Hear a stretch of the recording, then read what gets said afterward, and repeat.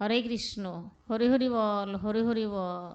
ধারেন দান গরে বস কৃষ্ণ মণ্ডলে নাম। ওরে কৃষ্ণ মণ্ডলে নাম তার জানে সর্বজন। ধারেন্দা নগরে এক ব্যক্তি ছিলেন, তার নাম ছিল কৃষ্ণমণ্ডল। সেই কৃষ্ণমণ্ডলের স্ত্রীর নাম ছিল দ্বারিকা দেবী। তার পুত্র কন্যা কয়েকজন তিনি প্রসব করেছিলেন, কিন্তু ভাগ্যক্রমে কোনো সন্তান সন্ততি তার গৃহে রইল না। তিনি কাউকে ধরে রাখতে পারলেন না, মৃত্যুবরণ সবাই করলেন।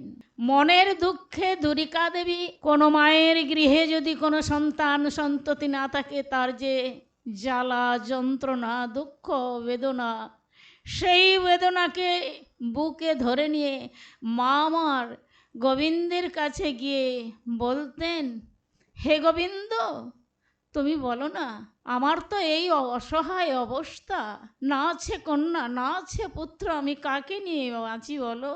হে গোবিন্দ, আমি তোমার কাছে কিছুই চাইছি না, আর কোনোদিন কিছু চাইব না, শুধু চাইব হে গোবিন্দ কবে হবে বলো।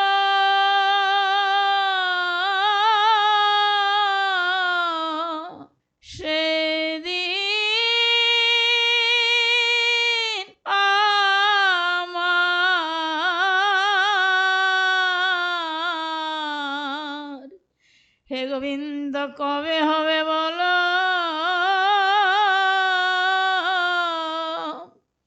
সেদিন আমার আমি তৃণাধিকহীন, কবে নিজে মানি সহিষ্ণুতা গুণ হৃদয়েতে আনি, সকলে মানদ আমি তো মানি। হে গোবিন্দ সকলে মানদ আমি তো মানি, হয়ে আশা দিব নাম রসার কবে হবে বলো। হে মাধব, আমি ধন জন আর কবিতা সুন্দরী বলিব না চাহি, দেহ সুখ করি আমায় জন্মে জন্মে দাও। ও হে গৌর হরি, জন্মে জন্মে দাও। ও হে গৌর হরি, অহেতুক ভক্তি চরণে তোমার কবে হবে বলো। আমি করিতেছি কৃষ্ণ নাম উচ্চারণ, পুলকিত দেহ গদ গদ বচন, আমার বৈবর্ণ পথ হবে সংঘটন, আমার বৈবর্ণ পথ হবে সংঘটন, নিরন্তর নেত্রেতে ববে অশ্রুধার কবে হবে বলো। দ্বারিকা দেবীর এই আকুল আর্তনাদ দেখে ভগবান সহ্য করতে পারলেন না। তিনি কি করলেন না, আশীর্বাদ করলেন। সেই গোবিন্দের আশীর্বাদে দ্বারিকা দেবী পুনরায় সন্তান সম্ভব হলেন। তিনি একজন পুত্র প্রসব করলেন। সেই পুত্র তার ঘরে দিনে দিনে বাড়তে থাকে। তার নাম রাখলেন শ্যামানন্দ। কিন্তু দ্বারিকা দেবী তার যে দুঃখের ধন, বড় কষ্টের রত্ন, তাকে দ্বারিকা দেবী কৃষ্ণমণ্ডল তার নাম আরও একটা দিলেন, কি না, দুঃখী কৃষ্ণদাস। সেই দুঃখী কৃষ্ণদাস ছোটবেলার থেকে সদাই কৃষ্ণ নামে বিভোর। সেই কৃষ্ণ নামে বিভোর থেকে থেকে তিনি কি করলেন না, যেখানে সাধুসঙ্গ, সৎসঙ্গ, হরিকথা, হা কৃষ্ণ বলে উন্মাদের মতো তিনি বিচরণ করেন। আর বলেন, হে গোবিন্দ, তুমি কোথায়? তুমি দেখতে কেমন? তোমাকে আমার একবার দেখতে ইচ্ছা করছে গোবিন্দ, তুমি আমাকে দেখা দাও। গোবিন্দের জন্য পাগল হয়ে বেড়ান। এইভাবে ক্রমশ দিন অতিবাহিত হয়ে যায়। যখন শ্যামানন্দ অর্থাৎ দুঃখী কৃষ্ণদাসের বয়স 20 বৎসর হলো, তখন একদিন মাতা দ্বারিকা দেবী পিতা কৃষ্ণমণ্ডলকে দুঃখী কৃষ্ণদাস এসে বলছেন, ওগো মা, ওগো বাবা, আমার এ গৃহে আর ভালো লাগে না, কারণ আমার চাই সেই ব্রজেন্দ্রনন্দন কৃষ্ণ। কৃষ্ণ কোথায়? আমার কৃষ্ণ কোথায়? আমি তিনার কাছে যাব, আমি আবার তোমার গৃহে থাকবো না।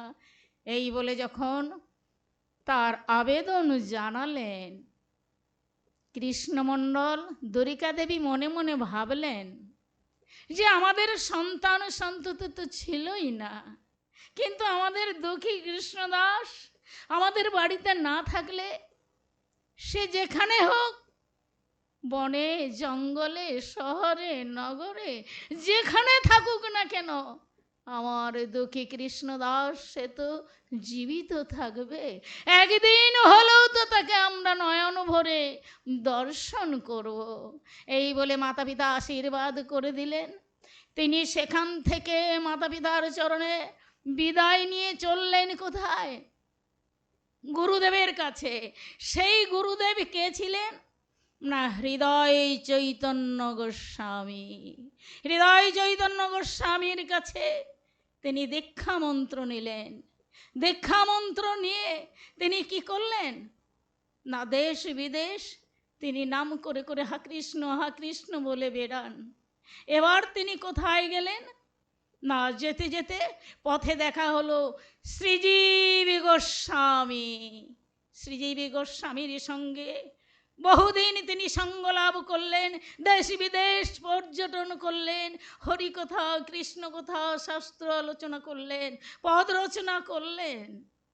শেষ পর্যন্ত পর্যটন করতে করতে দুঃখী কৃষ্ণদাস অর্থাৎ শ্যামানন্দ প্রভু এলেন কোথায় না, সেই মধুময় শ্রী বৃন্দাবনে।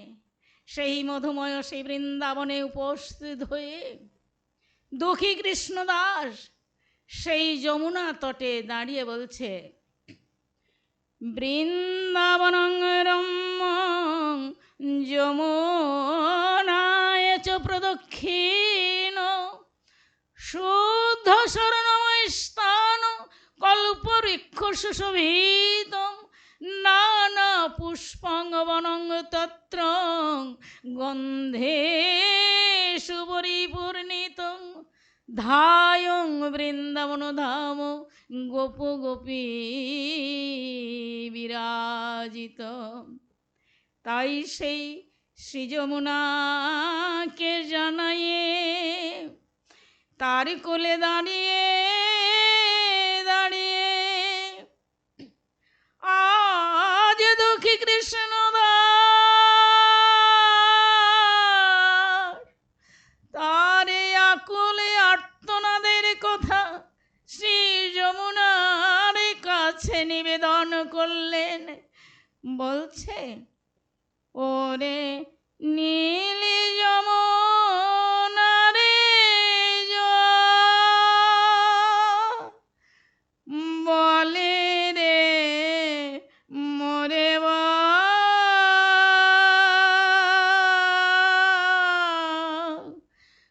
কোথায় আমার কৃষ্ণ ঘন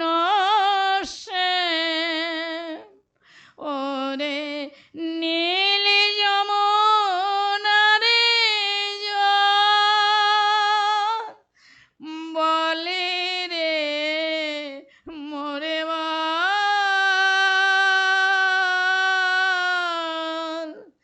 কোথায় আমার কৃষ্ণ ঘন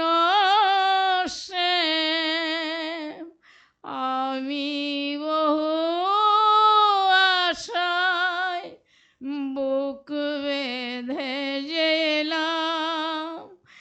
এলাম ব্রজধাম আমার কৃষ্ণ ঘন ওরে নীল যমুনারে জল বলে রে মোরে বল কোথায় আমার কৃষ্ণ ঘন বলে রে আমার শ্যামল কোথায় কোন মথুরায় কোন দ্বারকায় বলে রে আমার শ্যামল কোথায় কোন মথুরায় কোন দ্বারকায় বল যমুনা বল আমি কোথায় গেলে ধরতে পারবো আমার শ্যামরায় বলে রে মোরে বল ওরে নীল যমুনারে জল বলে রে মোরে বল কোথায় আমার কৃষ্ণ ঘন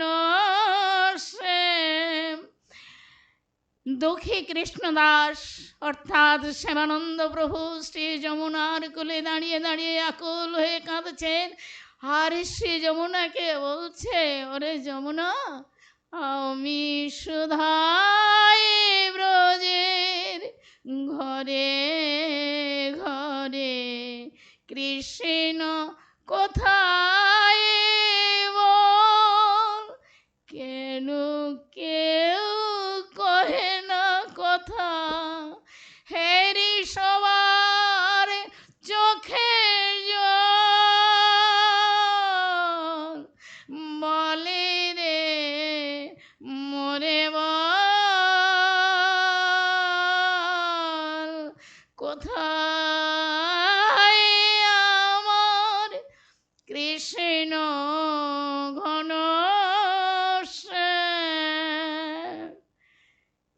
দুঃখী কৃষ্ণদাস তিনি সেই সুরধনির তটে চলতে চলতে সিদ্ধান্ত নিলেন না না এইভাবে এদিক ওদিক আমি আর ঘোরাফেরা করব না আমি যাব সেই নিভৃত নিকুঞ্জ কাননে যেখানে রাধা গোবিন্দের সেই সুন্দর কুঞ্জ সেই রাধা মাধবের কুঞ্জে গিয়ে সেই কুঞ্জের সেবার দাস হলেন প্রত্যেক দিন রজনী প্রভাতের আগে তিনি গুরুর ভজন করেন কিভাবে কারণ রাধা গোবিন্দের চরণ সেবার আগে তিনি গুরুর স্মরণ করেন কিভাবে তাই পূরব গগনে উদিত তপন শ্রী গুরু শরণ লহরে পূরব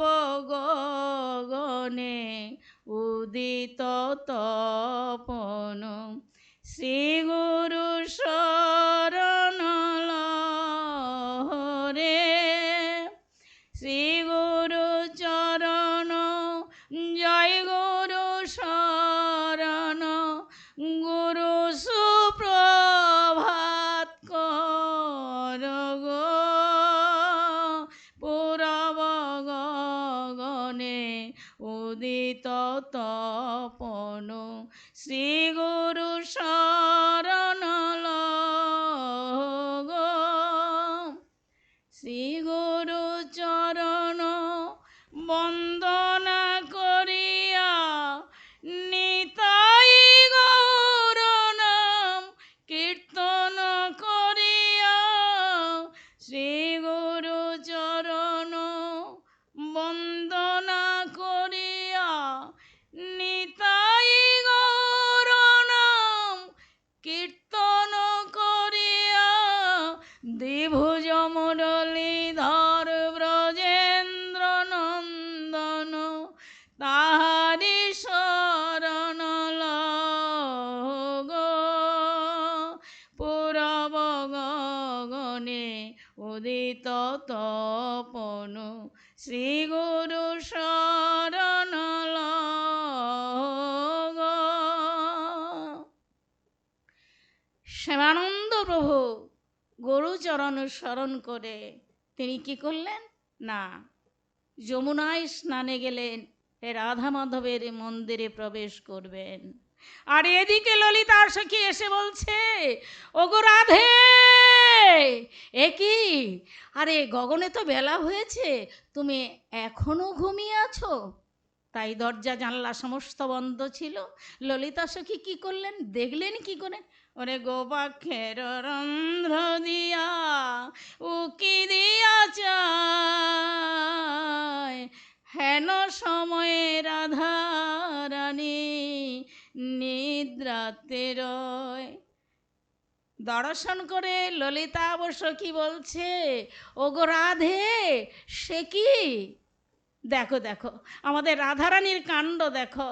ওগো রাধে, ওগো শ্যাময় অঙ্গে অঙ্গ দিয়া এ রাধে গো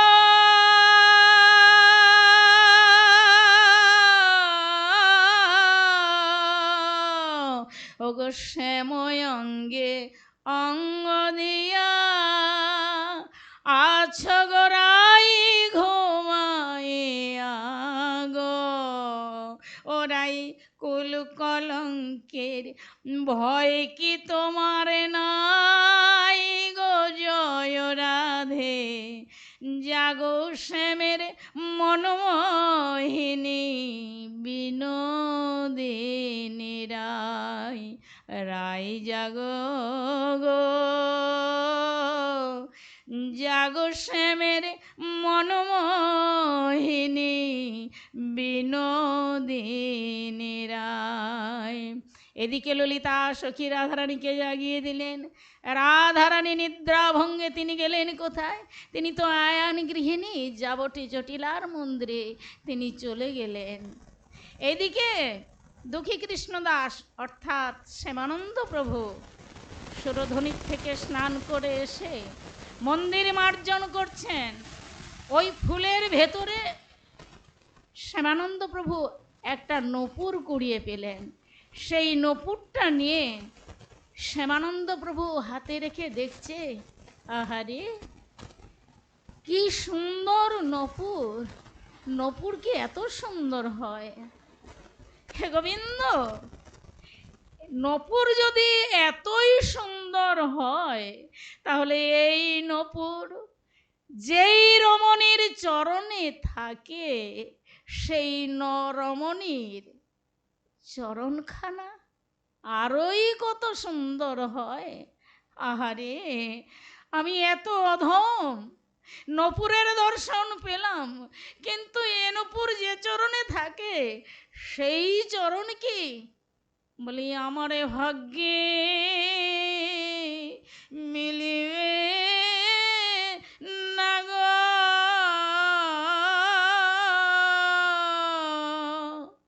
ওরে কোন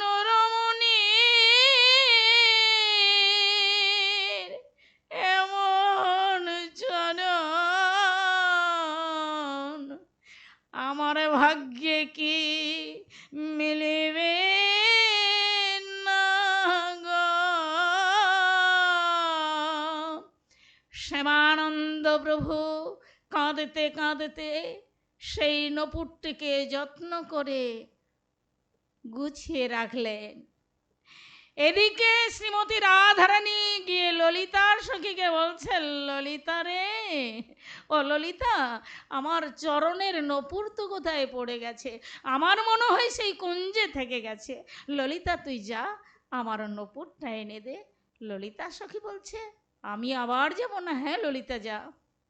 এই বলে ললিতা সখী রে এক দুই তিন করে চলিতে লাগিল, কুঞ্জের দ্বারে আসে দাঁড়ায়ে পড়িল। কুঞ্জের দ্বারে এসে ললিতা সখী বলছেন, ওগো বাবাজি, তুমি একটা নূপুর কুড়িয়ে পেয়েছো? বাবাজি সাধক মানুষ, গোবিন্দের সেবা দেন, তিনি তো মিথ্যের আশ্রয় নিতে পারেন না। তিনি বললেন, হ্যাঁ আমি একটা নূপুর কুড়িয়ে পেয়েছি। ললিতা সখী বলছে, বাবাজি ওই নূপুরটা আমার, তুমি ওই নূপুরটা আমায় দিয়ে দাও। এই নূপুর তোমার? আর এই নূপুর যে তোমার আমি জানবো কি করে? বলছে, হ্যাঁ গো ওই নূপুরটা আমার, তুমি আমায় দিয়ে দাও। বলছে, এই নূপুর তোমার? তোমার একটা নূপুর পড়ে গেছে না? হ্যাঁ গো আমার একটা। না তাহলে তোমার আরেক চরণে আরেকটা নূপুর আছে? তখনই ললিতা সখী বিপাকে পড়ে গেছেন। তখনই দুঘা কৃষ্ণদাস অর্থাৎ শ্যামানন্দ প্রভু বলছেন, তুমি মিথ্যে কথা বলছো, এই নূপুর তোমার নয়, যাও তুমি ফিরে যাও। তখনই ললিতা সখী বলছেন, বাবাজি ওই নূপুরটা আমার এক সখীর নূপুর, তুমি দাও না, আমার সখী আমায় পাঠিয়েছে, তুমি ওই নূপুরটা আমাকে দিয়ে দাও। শ্যামানন্দ প্রভু কিছুতেই রাজি হলেন না। তিনি বললেন যে না না, তুমি চলে যাও, এই নূপুর যেই রমণীর, তুমি সেই রমণীকে আমার কাছে পাঠিয়ে দাও, আমি উনাকে এই নূপুর দিয়ে দেব।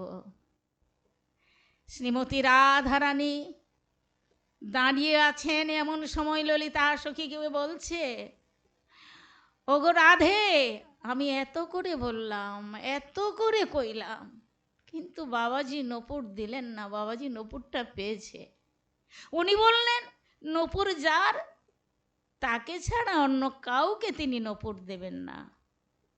যাও রাধে যাও, তুমি তোমার নূপুর নিয়ে আসো গিয়ে। নিরুপায় হয়ে শ্রীমতী রাধারানী গোবিন্দ চরণ স্মরণ করতে করতে সেই কুঞ্জ দ্বারে এসে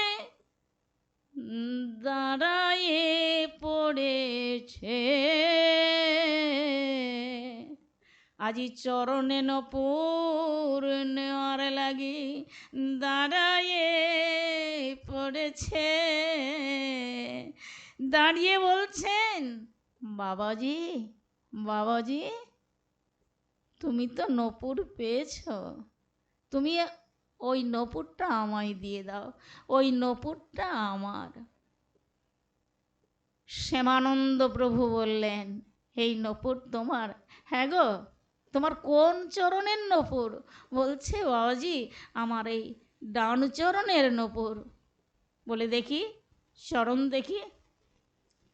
শ্রীমতী রাধারানী তখন মনে মনে ভাবছেন, একই একই অপরূপ তব লীলা হে প্রভু, অপরূপ তব লীলা। রাধারানী বলছেন, প্রভু তোমার একই লীলা, যে চরণকে পাওয়ার জন্য কত যুগ যুগ ধরে যোগী ঋষিরা তপস্যা করে, কেউ পায় কেউ পায় না, আর এই নূপুরের জন্য আজ এই বাবাজিকে আমার চরণ দিয়ে দিতে হবে। ললিতা সখী বলছেন, ও রাধে, তুমি ধরাই পড়ে গেছো। কেন জানো? আরে নূপুরটা কি তোমার স্বাদে হারিয়ে গেছে? তুমি ইচ্ছে করে ওই কুঞ্জের মধ্যে নূপুরটা ফেলে দিয়েছো। কেন জানো? তুমি শ্যামানন্দে কৃপা করিবার লাগি, শ্যামানন্দে কৃপা করিবার লাগি। ওগো চরণের নপুর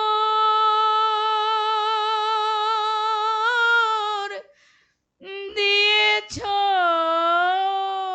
ফেলে, ওই কৃষ্ণ দাসে কৃপা করিবার লাগি। রাধে দে চরণ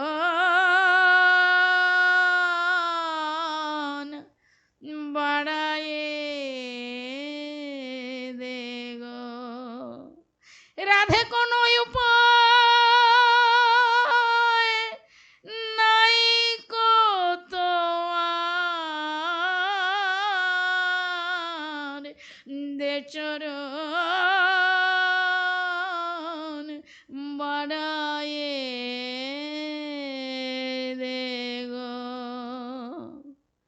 ললিতা সখী বলছেন গো রাধে, আর কোনো পথ নেই তোমার, দাও চরণ দাও।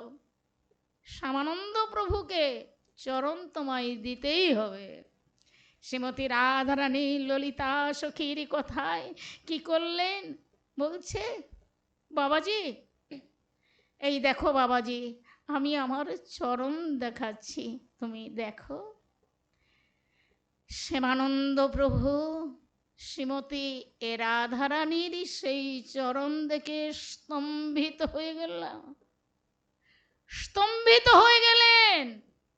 গিয়ে বলছে, আমি কি দর্শন করছি, আমি এতদিন তো দর্শন করতে পারিনি, আমার ভাগ্যে হয়নি। একি ওগো ওগো গোবিন্দ, একি অপরূপ তব লীলা হে হরি, অপরূপ তব লীলা, করুণা নিদান ওহে ভগবান। হরি হরি বল, হরি হরি বল, হরি হরি বল। করুণা নিদান ওহে ভগবান, কারে সুখে কারে ভাষাও নয়ন জলে, অপরূপ তব লীলা হে হরি, অপরূপ তব লীলা। শ্যামানন্দ প্রভু শ্রীমতী রাধারানীর চরণ দর্শন করে বলছে, হে গোবিন্দ তোমার কি লীলা প্রভু, আজ আমার মানব জন্ম সফল হলো, আমি কি দর্শন করলাম।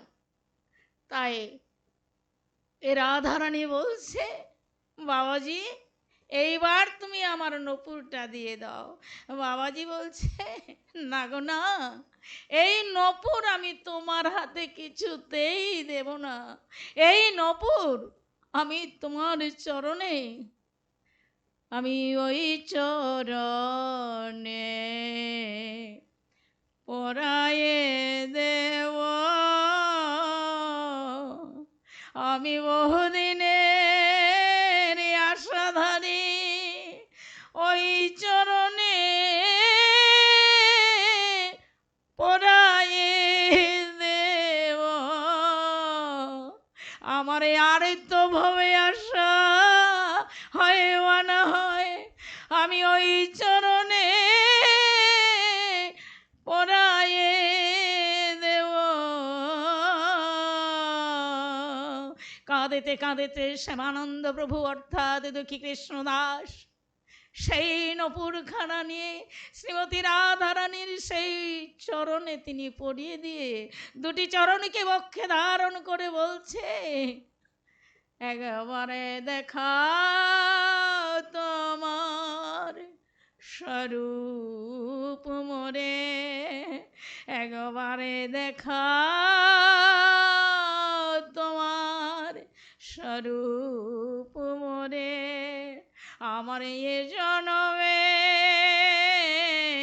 আমি আর কিছু না চাই, আমি না চাই না চাই না চাই কিছু, আমায় দেখাও তোমার স্বরূপ একবার। ভক্তের কাছে শ্রীমতী রাধারানী ধরায় পড়ে গেলেন, তার প্রেমে বন্ধনে জড়িয়ে পড়লেন। তাই রাধারানী কি করলেন, গোবিন্দকে স্মরণ করে তিনি আনলেন, এসে তার যুগল যুগল রূপরাশি দর্শন করালেন। আর কি করলেন না, ওই যে নপুর, ওই নপুরটি নিয়ে শ্যামানন্দ প্রভুর ললাটে তিলক করে দিলেন। বলছে, শ্যামানন্দ আজ থেকে তুই এই নপুর তিলক করবি তোর ললাটে। এই বলে রাধা গোবিন্দের দর্শন পেয়ে দক্ষী কৃষ্ণদাস অর্থাৎ শ্যামানন্দ প্রভু মনের আনন্দে কৃষ্ণ কথা কইতে কইতে চলেছেন। এমন সময় পথে দেখা কার সঙ্গে না, হৃদয় চৈতন্য গোস্বামী, যিনি ছিলেন শ্যামানন্দ প্রভুর গুরুদেব। শ্যামানন্দ প্রভু অর্থাৎ দুঃখী কৃষ্ণদাসকে দেখে হৃদয় চৈতন্য গোস্বামী বলছেন, ওরে শ্যামানন্দ, শ্যামানন্দ, ওরে তোর ললাটে এই নপুর তিলক কেন? বলছে, হে গুরুদেব, এই ললাটে নপুর তিলক আমাকে শ্রীমতী রাধারানী দিয়েছেন। বলছি, রাধারানী তোরে তিলক করে দিয়েছে? ওরে লম্পট, আমি এত শিষ্য তৈরি করেছি, তোর মতো লম্পট আর আমি কাউকে দেখি না। রাধারানী, আমি এতদিন গুরুগিরি করলাম, কিন্তু রাধা গোবিন্দের চরণ আমি দর্শন করতে পারিনি। আর সেই রাধারানী তোর ললাটে তিলক দিয়ে দিলেন। এই বলে হৃদয় চৈতন্য গোস্বামী বিশ্বাস করলেন না। প্রহার করতে করতে নিয়ে গেলেন কোথায়? নিয়ে গেলেন তার গুরুদেবের কাছে। হরে কৃষ্ণ হরে কৃষ্ণ। তার গুরুদেব কে ছিলেন? হৃদয় চৈতন্য গোস্বামীর গুরুদেব ছিলেন শ্রীজীব গোস্বামী। শ্রীজীব গোস্বামীর কাছে নিয়ে গিয়ে শ্রীজীব গোস্বামীর চরণে আছাড় দিয়ে ফেলে দিয়ে প্রহার করছেন। শ্রীজীব গোস্বামী বলছে, হৃদয় হৃদয় হৃদয়, তুই কি করলি? আরে তুই কি চিনতে পারলি না? সে যখন বলছে শ্রীমতী রাধারানী তার ললাটে তিলক দিয়েছে, তুই প্রহার করিস না। প্রহার বন্ধ করে দিয়ে হৃদয় চৈতন্য কি করলেন না, ওই তিলকটাকে তিনি সহ্য করতে পারছেন না। যে রাধারানীকে তিনি পাননি, যে গোবিন্দকে তিনি পাননি, সেই গোবিন্দ নাকি শ্যামানন্দ প্রভুর ললাটে তিলক দিয়েছে। এইটাকে তিনি নিতে পারলেন না, সহ্য করতে পারলেন না। তাই কি করলেন না, শ্যামানন্দ প্রভুর ওই ললাটের তিলক মুছে দিলেন। তিলক যতই মুছে ততই উজ্জ্বল হয় গো, ওগো শ্যামানন্দ প্রভুর ললাটের তিলক যতই মুছে ততই উজ্জ্বল হয় গো।